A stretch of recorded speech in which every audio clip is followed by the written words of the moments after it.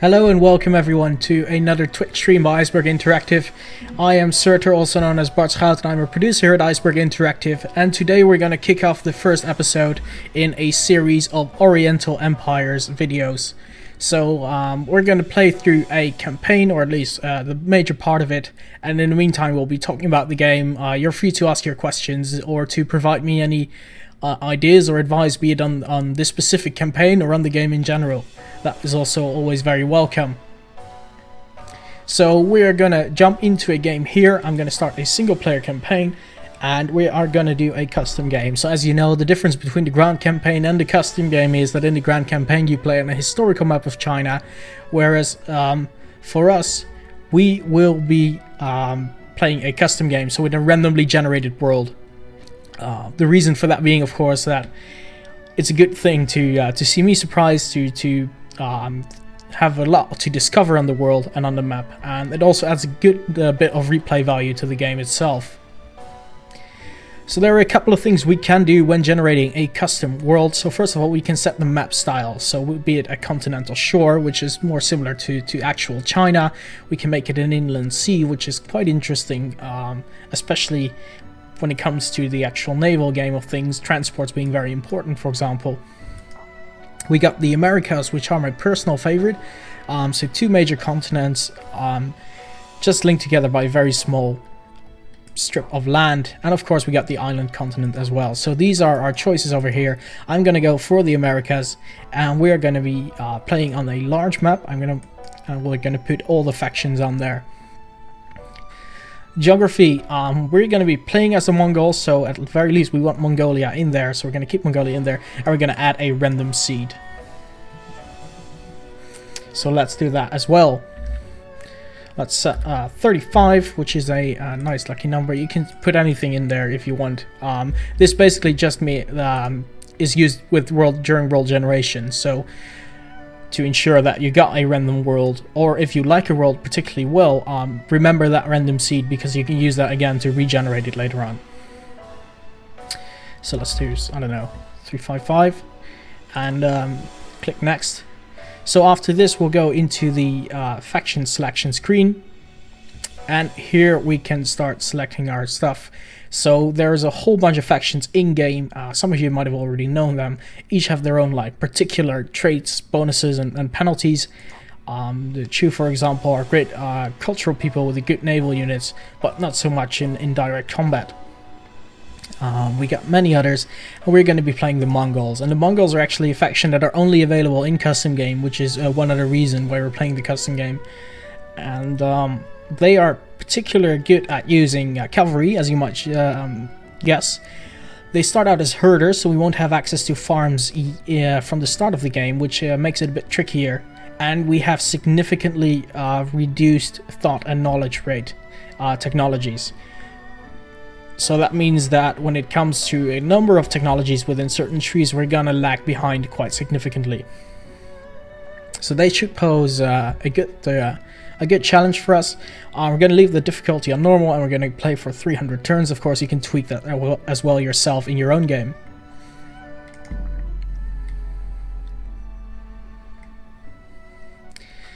And pressing play, and the world is being generated. So we are in a randomly generated world. This is we have no clue what's out there. We are getting some advice from our advisors over here, and some tips and tricks. I'm going to ignore them for the most part, since, to be honest, I'm already quite familiar with them, so there's not a whole lot of use. We have a nicely isolated city, easily defensible, with all these walls and rivers around it, which is quite nice actually. And let's have a look. So we got coastal waters over here and open sea very close to it. We have some very nice plains directly to our east, so they might be a good location to expand, and possibly as well to our southwest. This could be very interesting as well. So to our north I can see mainly forests, which are not ideal for us, so we're gonna leave them for now.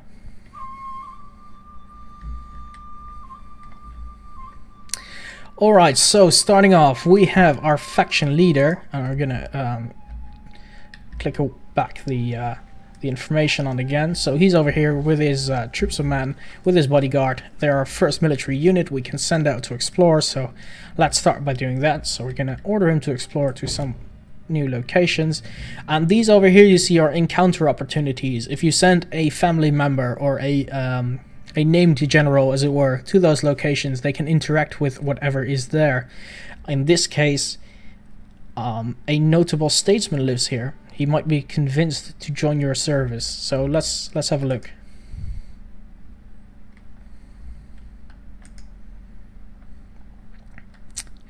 Aside from that, we actually also start with a farmer unit, which is located right next to the military unit.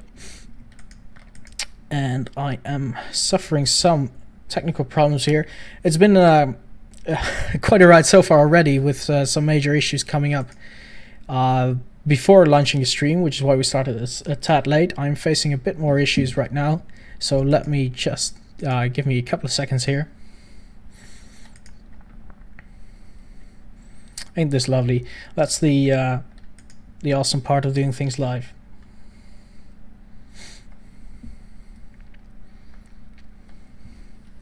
So yeah, we're gonna retry that. And custom game. There we go. So we're gonna set the Americas. We're gonna set a large map, China and Mongolia, and I think we set 355. We could do a new one just to show off the random map generation. So set it to 255, and again we're gonna select the Mongols.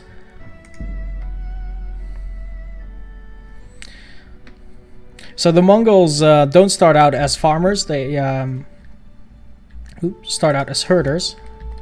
And there we are. So we got quite a different map over here, actually a lot more challenging for us, I should say.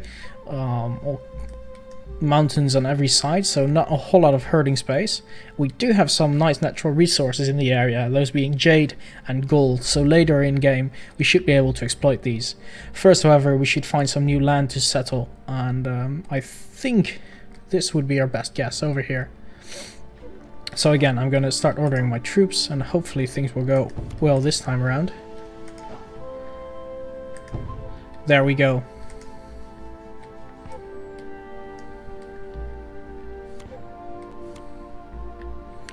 And in my capital itself, I also want to recruit some new troops.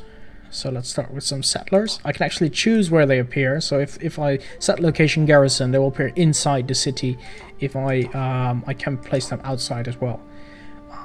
So let's send some south. That might be east. Well, regardless. Start over here. I don't want them to merge with the other settler immediately. And I'm going to send them out, and we're going to send this settler out to scout what's over here. Alright, so that being our first turn, we have to select our technologies. So the tech tree is separated into 4 categories. We got power, craft, thought, and knowledge. And for thought and knowledge, we actually have a 30% penalty, and that is our faction penalty. So the Mongols are not very known for developing their thought and knowledge technologies compared to some of the Chinese, or at least the way they did it was quite different, and this is reflected in game as a penalty for that. Of course, they have several bonuses to make up for it, so we're gonna have to use our cavalry to basically be able to be a challenge to some of the more developed factions in game. So first I want to develop my horse domestications, and I'm going to rush the cavalry, the horse archer technology essentially. Actually, let's do this first then. Let's go for the noble archers first. They'll give me some early bow units.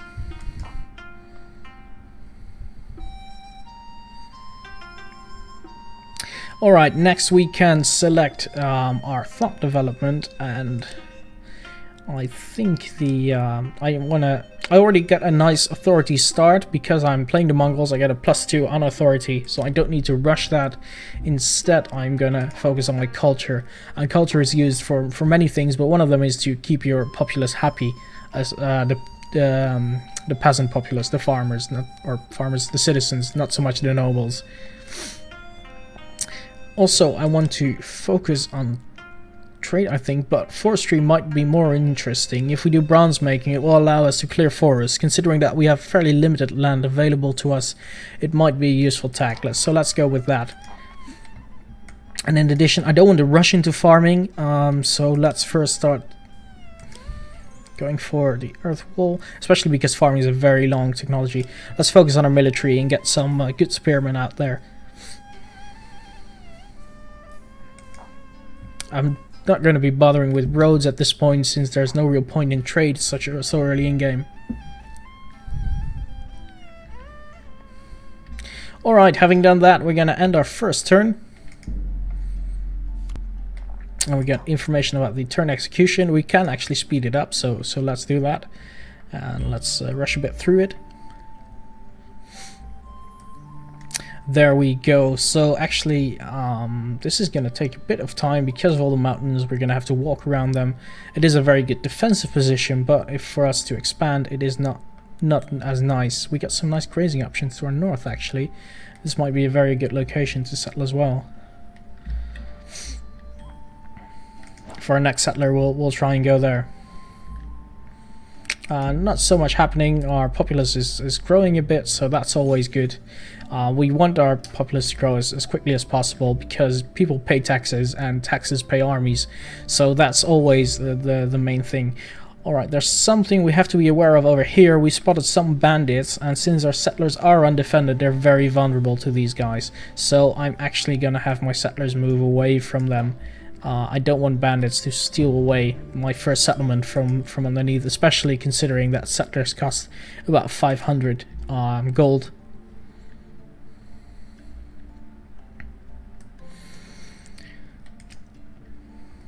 So yes, guys, I mean, this game is at the moment in early access. At the moment, we're very much focusing on finishing the game up, on getting everything ready. After that, we're definitely looking into doing some DLC. We haven't 100% decided what that will be. So if you have great ideas, for example, be it for the first DLC or future DLCs, head over to the forums and tell us what you think would make great additions. This could be adding more factions into the game, like the Koreans or Vietnamese. Well, it could also be having some more historical scenarios, for example. So there are many options there, and this game's definitely built with that capability in mind. So if you have some great things, yeah, head over to our forums on Steam and tell us what you think. So everything going quite well here. I might actually recruit another unit to help scout and to protect the settler going north at this point. Or actually, let's recruit some south and deal with the bandits. There we go. So one unit of nobles and one unit of tribesmen. And what I like so much about this game is the attention to detail. So that's something that you can see here. We can see a very clear difference between the way the nobles are looking and are armed compared to the tribesmen. So that's quite interesting to see. Hopefully very soon we'll have these guys riding horses, which should greatly increase their effectiveness.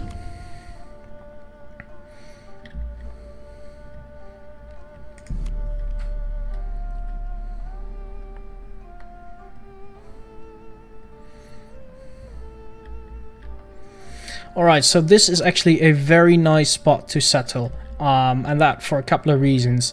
So first of all, we have nice ground for grazing around us, but this actually ground might also be is actually also fertile. So should we go the farming route, we can actually convert all this ground to farms. Additionally, we have a resource over here, which is game. So this can be hunted for food, so this provides a +3 food bonus. Next, also, should we decide to do so later on, we have access to the coastal waters and to a navigable river. So this is a very interesting location, and we're definitely gonna settle right over here. We could settle a bit closer actually and take control of the fish as well. Let's do that. That should give us the little extra food bonus later on. Also, we generated an encounter over here with our leader, so let's see what that is. And it's a trap, unfortunately. Bandits have kidnapped the noble lady's child and forced her to solicit help from a wealthy patron. They take you unawares, relieve you of your valuables, and flee into the night. So this was not a good thing. Basically, I lost some money. So that shows that there's always a risk in encounters when going for them, but sometimes, you know, the gains are so nice that it's definitely worthwhile.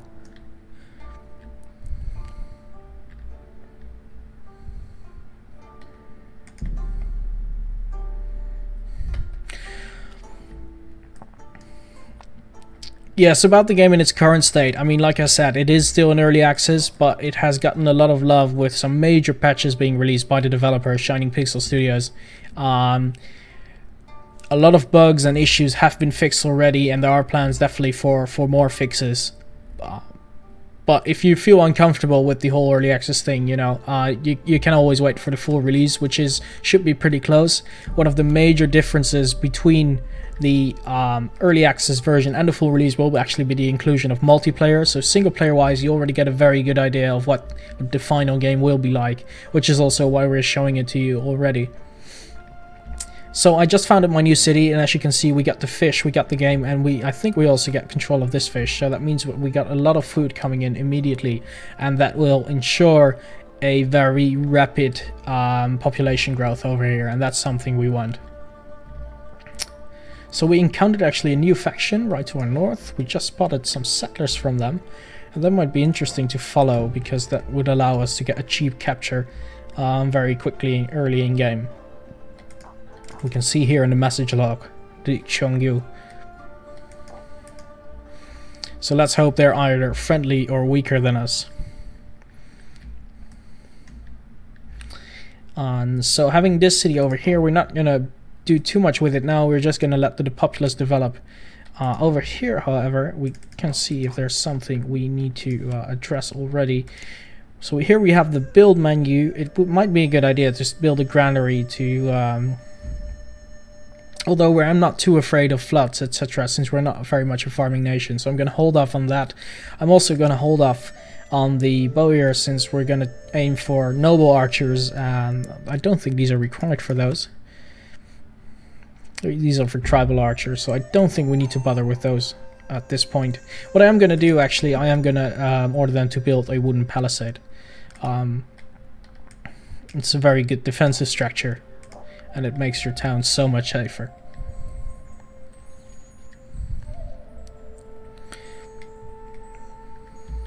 And here our units are actually close to the bandits, so we're just gonna attack them. Probably this turn. There we go, the battle is started. We can see it being a mountain battle, so my orders I gave to the troops are just to charge in at this point. I mean, these are small groups of troops fighting about, so you don't need intricate orders to arrange them. You just want them to line up and attack the enemy. So the battle is going on. Notice that during the battle I don't actually have any influence on what's happening, so they're just executing the orders I gave to them before the battle. So they're gonna take us some time. We can see these guys starting to waver. Those are the bandits facing our nobles. So our nobles are gaining ground, whereas our tribesmen are just holding the other unit in place. We can also speed this up, and you can see actually our tribesmen routing, and it looks like we're about to lose the battle because our tribesmen got faint-hearted, even though our nobles are still holding on. But honestly, they need to rout as well. So this was a loss when it comes to the actual battle. The good thing is we didn't lose any full units. We can just send them back and have them resupply, whereas they lost one full unit of tribesmen. So next time we come back, we will be in better shape. In addition, our nobles, as you can see over here, have gotten some nice experience, so they will be more effective in future combat. Even our tribesmen have some experience. They do as well, but of course, since we got in total 3 experience points, they only 1. I think we got away with it pretty nicely. So can you order an early withdrawal without them routing? Well, you can give them the order not to commit fully. So you can give them the order, if we go over here, to withdraw at the earliest opportunity. So for example, if you have a line of archers there, fire the first arrows and then get the hell out of there.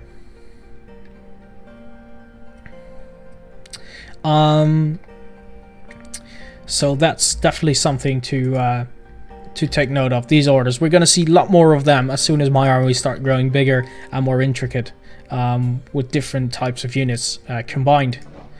So we can see more of the Xanyu over here, so I don't feel as comfortable as I did before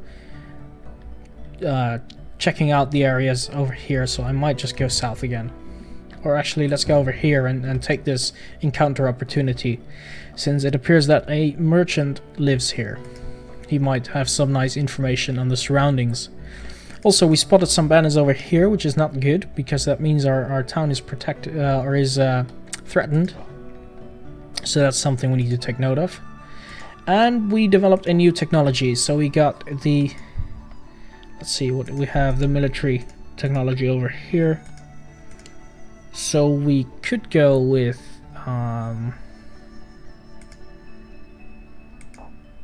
the rammed earth wall. Let's do that.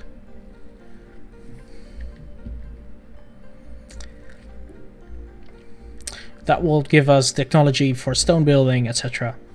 So about boatyards, yes, you can build boatyards from several tiles away. I'm not quite sure how many, but in this case I can definitely build my boatyards, of course. But if I were, say, over here, I might still be able to do it as well. I need to check exactly how many tiles it is. But generally, if you're in the area of a big river and there's a clear path to it, then yes, you will be able to build your boatyard.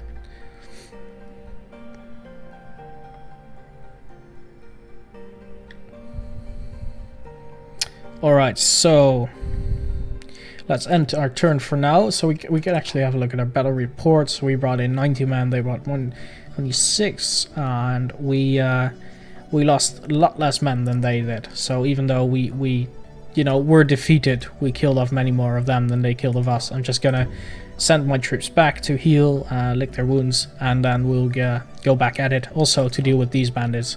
So bandits are very much an early game threat, and they're a bit less of a threat to us than to most farming nations, because if you have farms outside of your settlements, they're very vulnerable to be looted. And looting is a great early game strategy to gain some cash.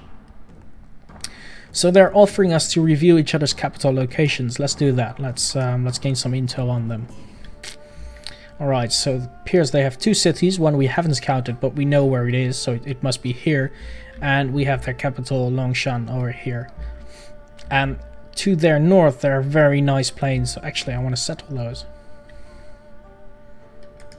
I want to go there. They won't like it, so they might be very well an early game rival for us. That could be quite interesting. And we got another encounter opportunity. Reveal all nearby settlements for 399. Let's do it. Let's try it out. Let's see what he comes up with. Alright, so we revealed 1, 2, 3 settlements and a couple of new factions with those settlements, so that's quite interesting. This one seems empty, so that's a nice location to settle in the future as well.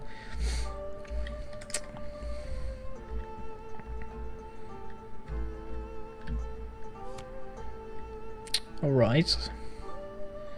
Other than that, I'm not very fond of our starting location, I must say. I feel like the coast is our best option, but it's not really the type of terrain the Mongols are suited for, since they don't have any bonuses whatsoever for naval combat. So we're just going to wait here and hit end turn again. Stacks without orders. Which stacks don't have orders? Let's have a look. Yeah, so these guys don't have orders. The other two do. That's fine. We want them to rest. So resting, if I rest my stack in an area that has, or close by a city that can actually recruit those specific types of units, they will actually regain some of their strength over turn. So, but if you can't recruit those specific units, they won't. So that's always something to take into account. And they're offering a Fraternal Harmony Pact. Let's do that for now. Let's keep safe borders. We are fighting some bandits first. Oh my gosh, even more bandits over here. Nope. Go back. I'm not a fan of all those bandits.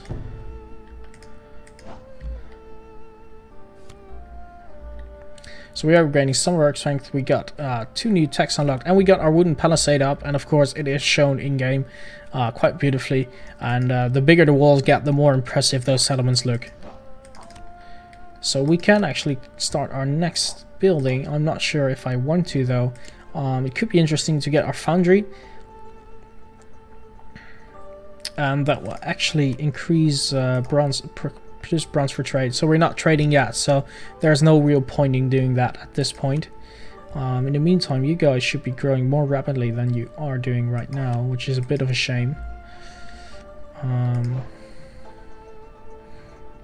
we recruit some more units, perhaps? Let's recruit some more tribesmen, and actually, let's send out the tribesmen together. They should be able to deal with that lonely late tribesman, while the nobles can heal. Okay.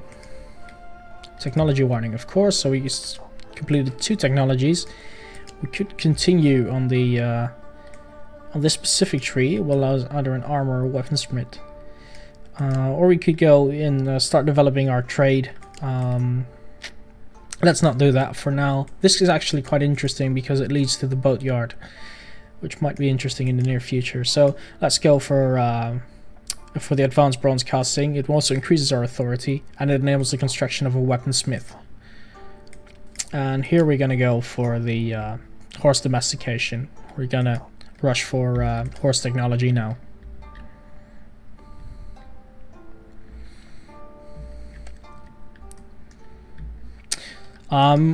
So at the moment, the diplomacy options are relatively basic, so you can make agreements and you can ask payments.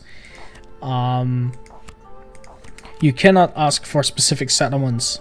You can ask them to recognize you as your emperor or to become your vassal though. And if you ask them to become your vassal, all their population will count towards your victory objectives, which is quite nice. So that's a good way to go, rather than conquering each city, is to get a lot of vassals, which also, you know, lightens your load on your authority. So you can see there's still a stack without orders. That's fine. We don't care.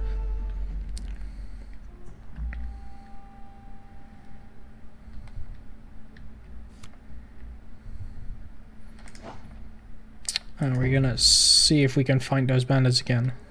Actually, both of you.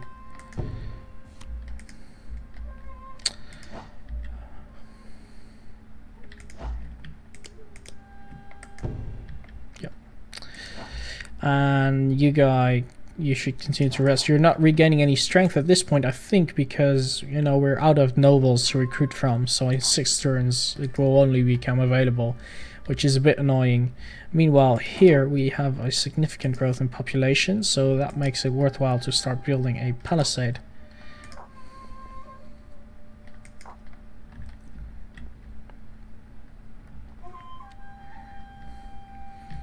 So at the moment there are no female leaders in game as far as I know. This is pretty much a man's world for the most part. Of course, if there are interesting examples of female leaders being, you know, typical for any part of the era, the developer over at Shining Pixel Studios, Bob, or Neutron as he is called on the Steam forums, is very willing to look into it. Though at this point I should say that priority lies with other features, the main one being right now is the multiplayer.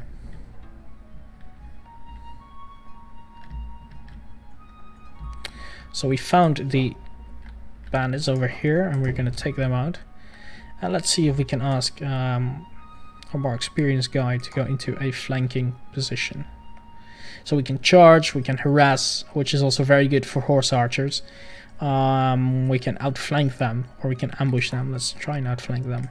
See how that turns out.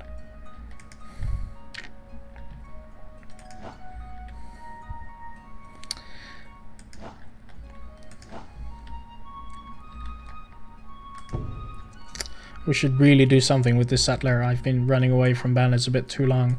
We got a new technology unlocked, so we're going to go for the next one. And I quite like to go for this one because it increases the key of all new characters by 1, which is quite a good thing to do. If you're playing yourself, by the way, and you're wondering like what is this specific thing or what's that specific feature, hit the I button over here. There is a full interactive manual with all kinds of information on it, on specifics.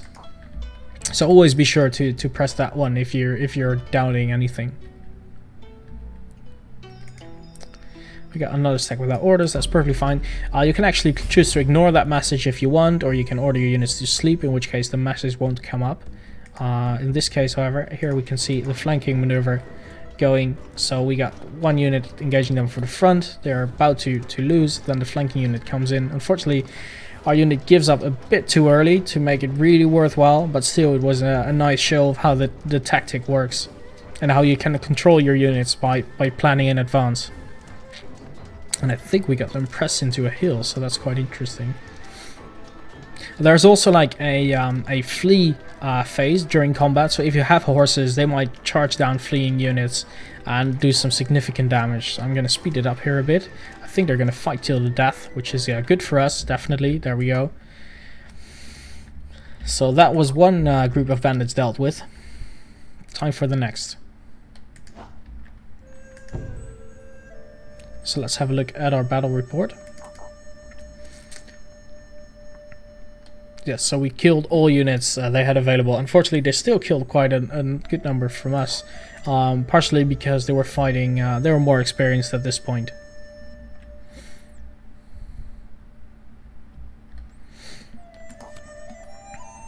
And we have encountered the Dongrong. Where are they at? Oh yeah, yes, so we already knew they were there. Just this time we actually met up with them more or less. So it is quite crowded, the map over here. It's much more crowded than you'd see in the Grand Campaign, which is also one of the major differences between these game modes. Actually, can I build mines yet? Yes, definitely. So I don't think I have the money for it. I'm going to save up for a gold pit over here. That will provide me with a very steady stream of income for the longer term.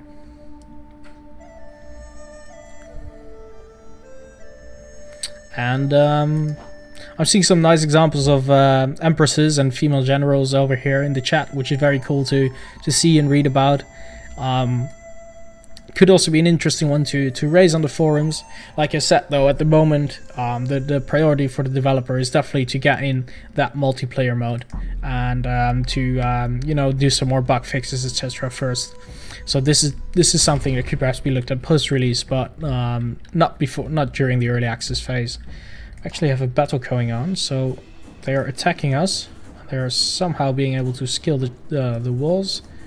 I don't really want to get into combat with them, so I wonder why they're attacking us. It is dangerous though, because it's our leader that's at stake, and he's being chased out. After, of course, fighting heroically, because any Mongol leader would do so.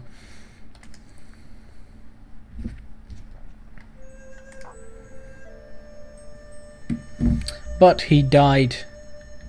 And this is a very bad thing for us, right? So when a leader dies, especially in combat, even though our new leader is quite good, we lose some authority, and that could even spark civil war. So in this case we have, if I close this particular menu, you can see over here that we have 0 authority at this point.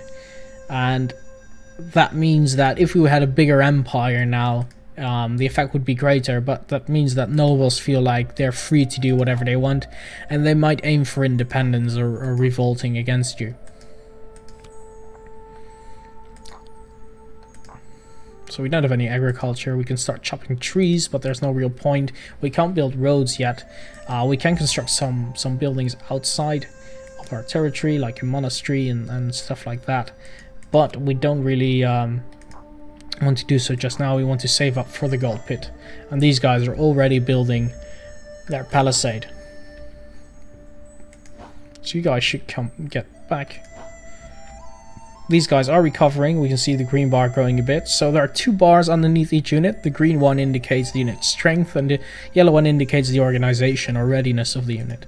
And you want to keep both up for, you know, for ultimate effectiveness. So we can't afford the gold pit yet, so let's wait one more turn. Technology warning, of course. Yes, that's very true. Cavalry and chariots are less effective in mountains and forests. So that's something to take note of. Though I want to mostly deal with cavalry archers who are harassing the enemy, weakening them, wearing them down, until, you know, I got some melee units ready to charge down an already weakened enemy. So this might be the time to get for the barracks to get some more professional armies up and running, or we could go for the road network.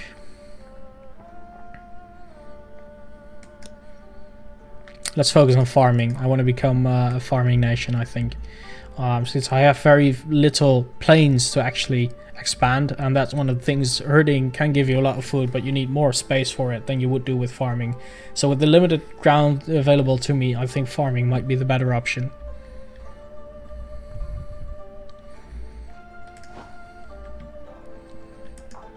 Anything else? Yes, so we are now officially at war with the Dog Rung, and already they killed my leader. And of course I want to take revenge at some point, but honestly it's not my main priority. My main priority are these guys who are directly threatening my my expansion. So we got a new leader who's a nice guy, but we can see we have a very low authority rating at this point. And it will remain low for some time. Alright, stack without orders, that's fine, let's continue.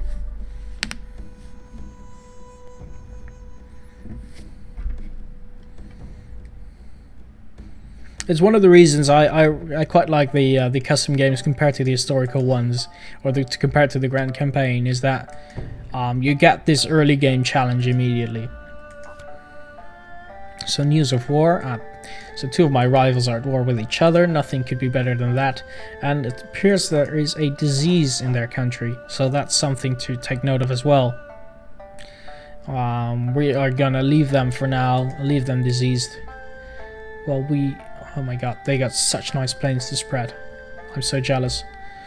And we can also see some more other faction over here also underwater. So that's quite interesting to see. I wonder where all the other factions are, because we're mostly all, especially us over here, are like the herding factions. So I wonder where all the real Chinese factions are at.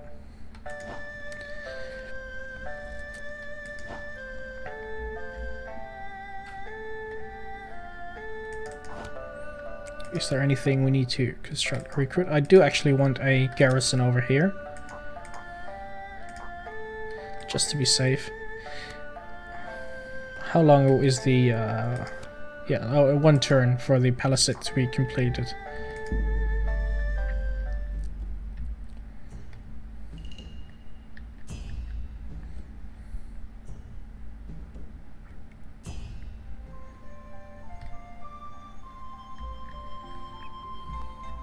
Right, so in Ulaanbaatar our wall has been completed, so that's nice. These guys are almost completely fit and ready to go, so I'm going to start sending them out. And I'm going to keep this guy actually on the flanking order, but then if I'm going to do that, he shouldn't be in the center of the formation. Let's put him on the side.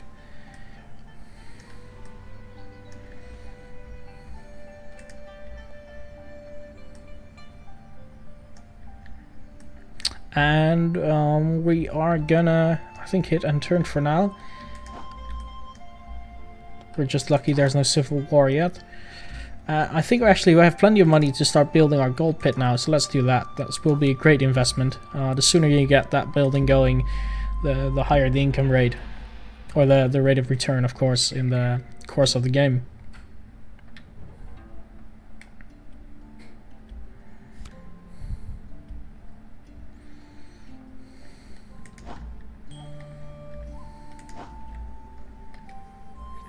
So this is not an ideal location, unfortunately.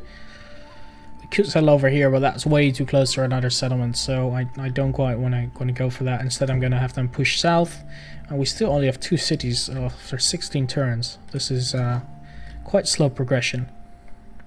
So let's just continue.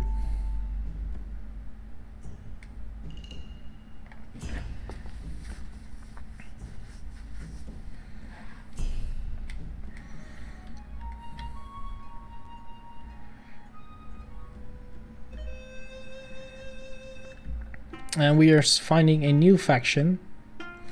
Alright, some information over here.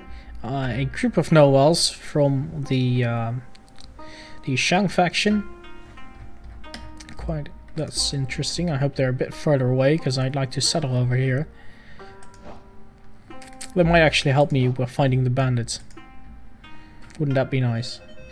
And so yes, we encountered new power. We can recruit. Let's send out the with 2 nobles.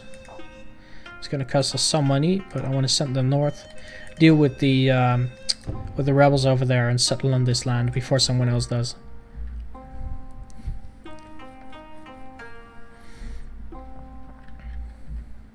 We can see our population of Ulaanbaatar growing quite quickly, whereas our population of Karakorum is a bit stagnating at the moment. It needs to expand a bit more, get more space out there to for herding. That might actually be a good thing. Can I? No, not even that. So we're just gonna have to wait for that.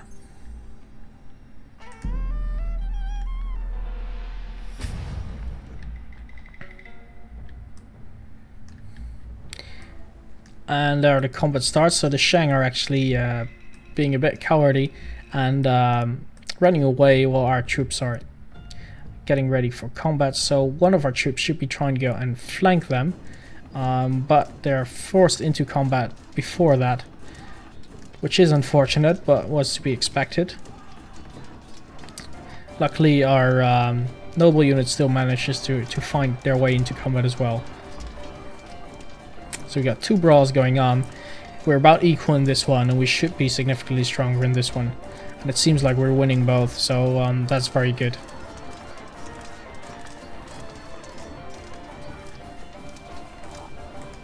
So quite a lively debate going on in the chat here by Rainier and Wacko about the role of women rulers in history. Always good to see those types of talks going at it. A lot of people are quite knowledgeable on these things, so it's definitely interesting to read their thoughts. And the Rohirrim are offering to make peace. I'm perfectly fine with that, even though you killed our leader. I can't really deal with a war against you. I gotta be realistic. I'm gonna chase these guys. We did some damage to them, but not nearly as much as I hoped. Our flanking didn't go too well, so I'm gonna try and do a different thing. I'm gonna have these guys just attack, and I'm gonna have my nobles flank from the right. See if that works any better.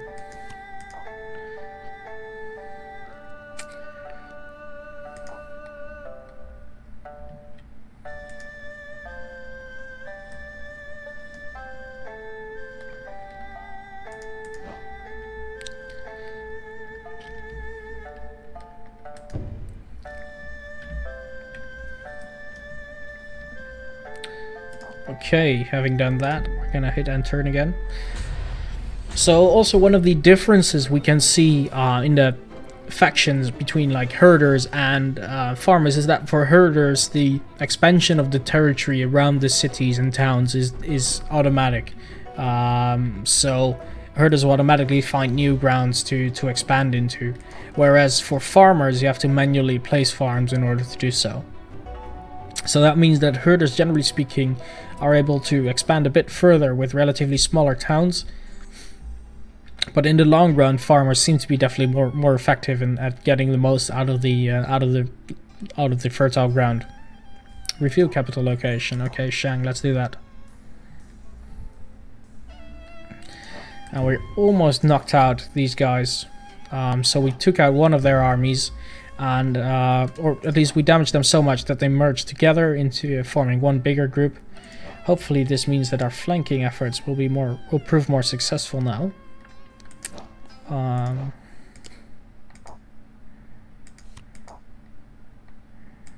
Let's try and flank them from 2 sides. Let's continue pushing south.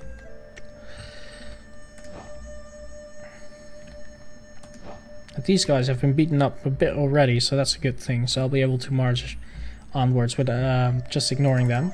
The good news is our gold pit is finished, so we got a bit of extra income. And the Shang and the these guys go at it with anyone they discover. It's quite interesting.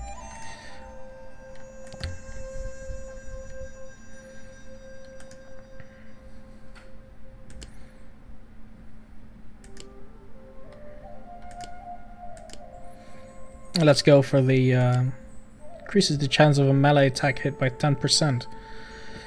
Honestly, this could be a very useful tech at this point in time.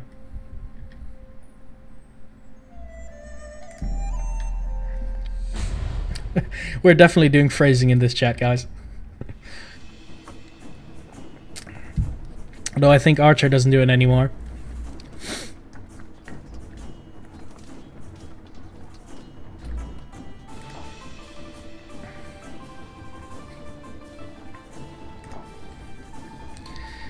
Can you switch from a farming town into a herding town? So, farming people can't suddenly start herding, but herding people can start farming. And they become some sort of hybrid initially.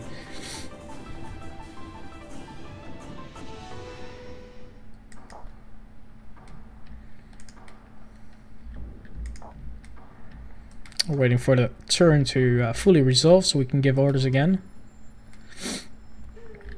There we go. The Shang offer us a fraternal harmony pact. I'm gonna agree to that.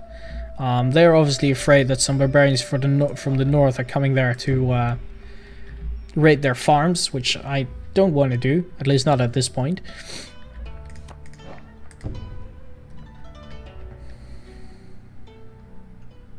I am a bit wary of these guys over here.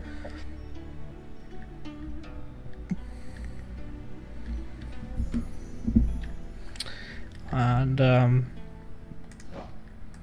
alright, so let's see if we can safely settle these lands. We can also see that the Shang over here are doing a very good job. They're very close to natural resources. This town in particular has 2 rhinos, which these 2 rhinos give as much as my net income at the moment, so they give 60 each, so that's a great boost to your economy early game. I'm quite jealous of them. I had to invest heavily into my gold pit for doing not even close to it.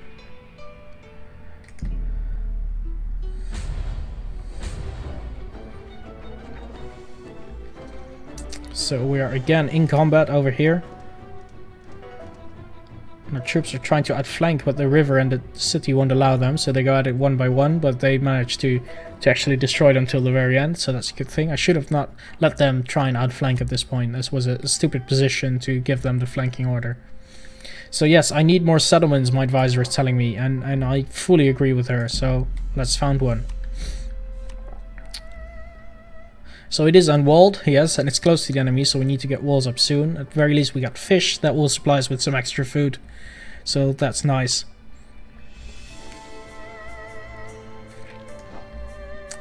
And here we did lose 1 unit of tribesmen, unfortunately, especially considering they were rather experienced, but these guys are also still quite experienced, and I'm going to give them the standard orders again. Just going into the attack. Here I'm just going to move up. I am thinking of actually founding a town here as well, just to close the bridge and gap between them and to get some trade running. So that will mean I have to recruit an additional civilian to send them north.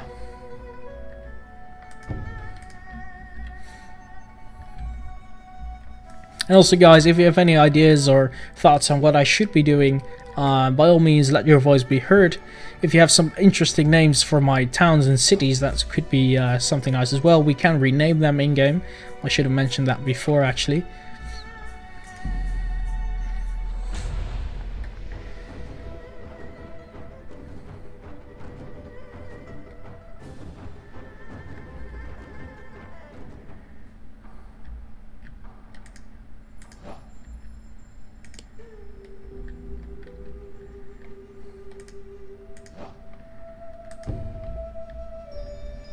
We have a new heir, so we have 2 characters now. That's nice.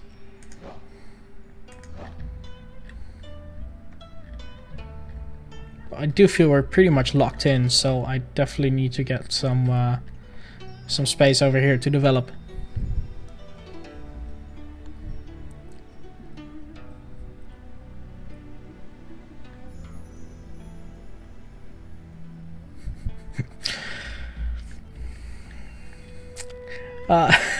It wasn't that stupid a strategy, flanking across the water. I just figured my man would be brave enough to walk through it.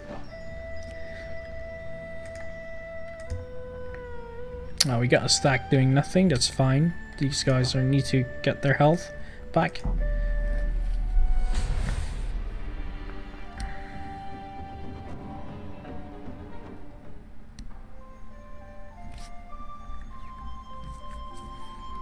We need farms to survive, yes, I know that.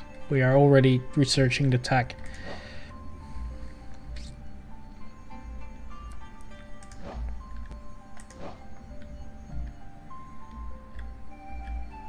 What do they have here? The kin? I think they are. Don't like the look of that. I do think the Shan will be annoyed with me since we're controlling the end of this river at this point. So I can actually block their access, block their trade quite easily. It might be interesting to get some trade going at this point.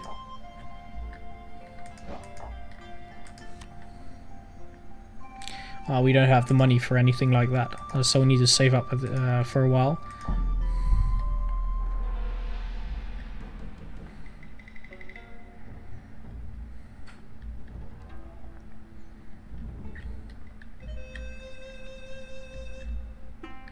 Ah, lovely, look at that. Another city. So just to give an idea about the question on the boat yards earlier, so this city is not directly attached to a river, but you can see there are locations where we can build the quay and later on the boat yard. You can only build one per settlement though, so I can't control both rivers. I'd have to make a choice. In this case, if I want to have river trade, this choice might be more interesting, but if I want to have a more military control over this area, then this river is definitely preferable. So that's an interesting choice to make.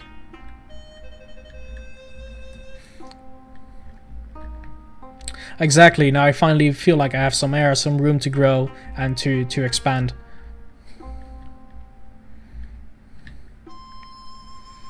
So everything's going quite well, I think. And let's just hit enter again. Stack without orders, yes, they're still regrouping, that's fine.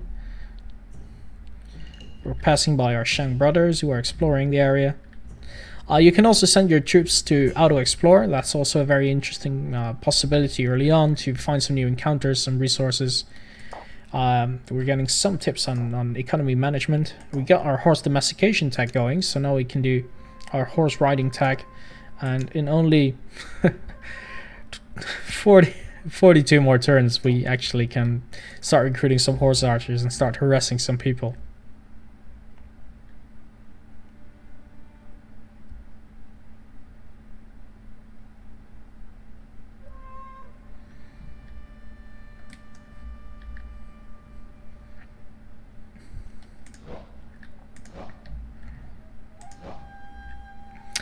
And let's see, I still have 2 arrows actually over here, so I could send one over to the south to protect there.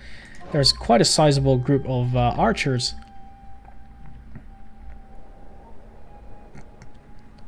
Not sure I'm happy with that. So archers are actually able with fire arrows to burn down walls, so that's always something to take note of. And I need to save up to build walls over here actually, because it's undefended otherwise.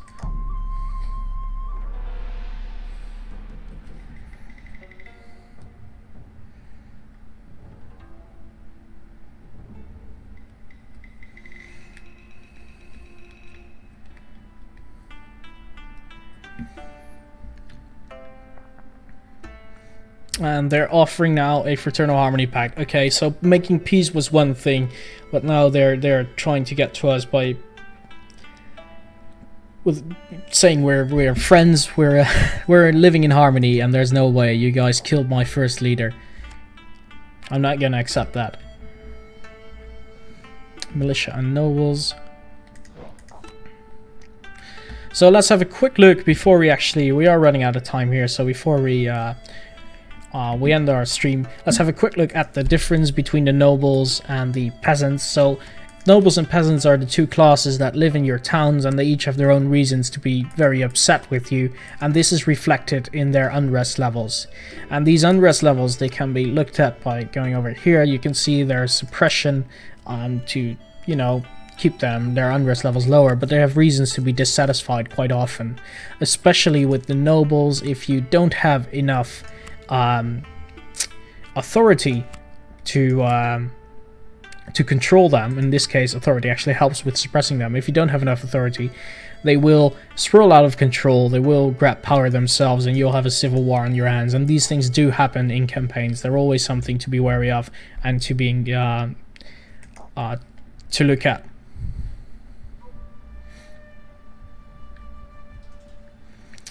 So having done that, I think we are about to end our stream. Let's do one more turn. These guys are all fully regrouped. Actually, I'm going to send one south and I'm going to send one north just to see what's there. See if there's more good lands for us to settle. You should be settling... no. Right over there.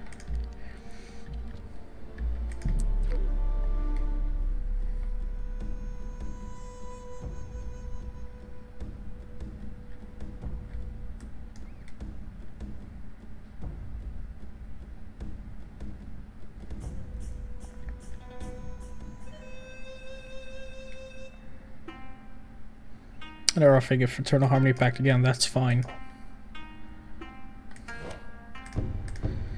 We're gonna settle right over here. Alright, so with these things done, we're gonna select a new technology. So let's, if we're gonna focus on trade, let's get our pottery workshops going. And I'm gonna save the game for now. Mongols turn 27, that's fine. We're gonna call it Twitch stream.